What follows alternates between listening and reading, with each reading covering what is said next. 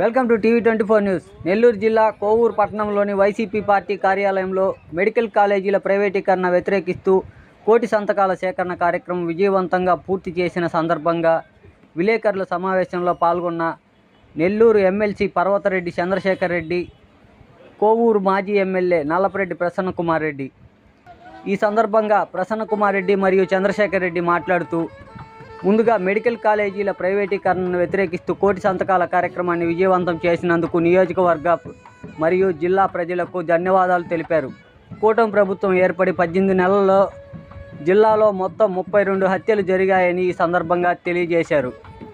ఇన్ని హత్యలు జరిగిన నిందితులను నామమాత్రంగా అరెస్టు చేసి రిమాండ్లో పెట్టి కూటమి ప్రభుత్వం పోలీసులు పోషిస్తున్నారన్నారు.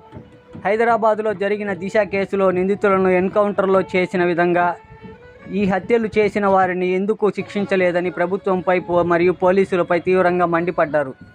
పోలీసులు ప్రభుత్వానికి కొమ్ము కాస్తున్నారు అంటూ ఆవేదన వ్యక్తం చేశారు. ఇప్పటికైనా ప్రభుత్వం మరియు పోలీసులు నిందితులను కఠినంగా శిక్షించాలని ఈ సందర్భంగా కోరారు. ఈ కార్యక్రమంలో కోవూరు నియోజకవర్గ 5 మండలాల వైసీపీ నాయకులు, కార్యకర్తలు పాల్గొన్నారు. ఇలాంటి మరిన్ని సరికొత్త ఎక్స్క్లూజివ్ వార్తల కోసం మన టీవీ24 న్యూస్ ఛానల్ ఒక లైక్ చేసి సబ్స్క్రైబ్ చేసుకోండి. ఎప్పటికప్పుడు సరికొత్త ఎక్స్క్లూజివ్ వార్తలతో టీవీ24 న్యూస్.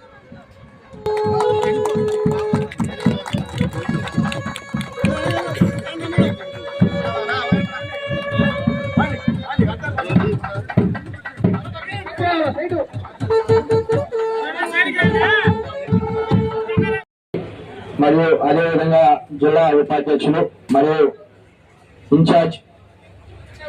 జిల్లా ఉపాధ్యక్షులు బచ్చిపాల రాధాకృష్ణారెడ్డి గారికి మరియు నెల్లూరు జిల్లా అధికార ప్రతినిధి వీరచలపతి గారికి 30,000 మంది మహిళలు మాయమైపోయినారని చెప్పాడు జగన్మోహన్ రెడ్డి గారు ముఖ్యమంత్రిగా ఉన్నప్పుడు. ఇప్పుడు నువ్వు ఉప ముఖ్యమంత్రివి కదా, మీ కూటమిలో చంద్రబాబు ముఖ్యమంత్రిగా ఉన్నాడు కదా, పట్టుకురా 30,000 మందిని ఎక్కడుండారు? మీ ప్రభుత్వం ఉంది కాబట్టి మీరు చేయవచ్చు. ఆ పని పెద్ద పని కాదు, మీ చేతుల్లో పని. ఆ రోజు కావాలని జగన్మోహన్ రెడ్డి గారి మీద నిందలేసి అబద్ధం చెప్పారు పవన్ కళ్యాణ్ గాని చంద్రబాబు గాని. 30,000 మంది ఎవరు మిస్ కాలేదు, ఎవరు పోలేదు, ఎక్కడికి పోలేదు. కావాలని నెపం వేయాలనే ఉద్దేశంతోనే మీలాగా లుచ్చా రాజకీయాలు చేయలేదు జగన్మోహన్ రెడ్డి గారు.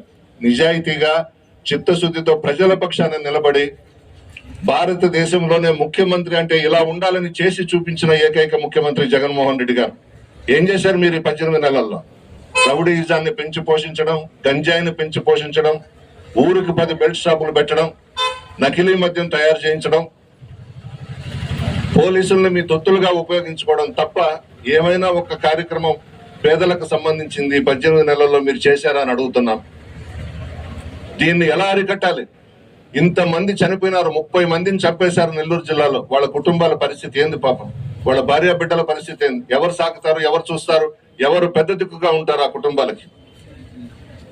దొరికినోడిని కూడా మీరు కాళ్ళ మీదనో చేతుల మీదనో కాల్ చేసి వదిలేస్తా ఉంటే వాడు మళ్ళా 10వ రోజు జైలు నుంచి వచ్చి వాడు ఇంకొకరిని చంపుతాడు. ఒక 10,000 ఇచ్చేసి పలానా ప్రసన్న కుమారుడిని లేపేయమంటే లేపేస్తాడు, శేఖరన్నను చంపేయమంటే శేఖరన్నను చంపేస్తారు. చాలా సులభం కదా. 30 మందిని చంపిన వాళ్ళకి మమ్మల్ని చంపేదానికి ఏముంది? ఎక్కడుంది లా అండ్ ఆర్డర్? ఇప్పటికైనా పోలీసు వాళ్ళకే చెప్తున్నా, ఎందుకంటే చంద్రబాబు మారడు, పవన్ కళ్యాణ్ మారడు, ఎమ్మెల్యేలు మారరు, మంత్రులు మారరు. మంత్రులు అయితే జిల్లాల్లో దిష్టి బొమ్మలే, ఏమీ పట్టించుకోరు. పోలీస్ డిపార్ట్మెంట్ గౌరవంగా బ్రతకండి, మీ కాకి బట్టలకి గౌరవం ఇవ్వండి, నిజాయితీగా మంచి పేరు తెచ్చుకోండి, తెలంగాణ పోలీసులను చూసి బుద్ధి తెచ్చుకోమని చెప్పి మనవి చేస్తూ సెలవు తీసుకుంటున్నాను.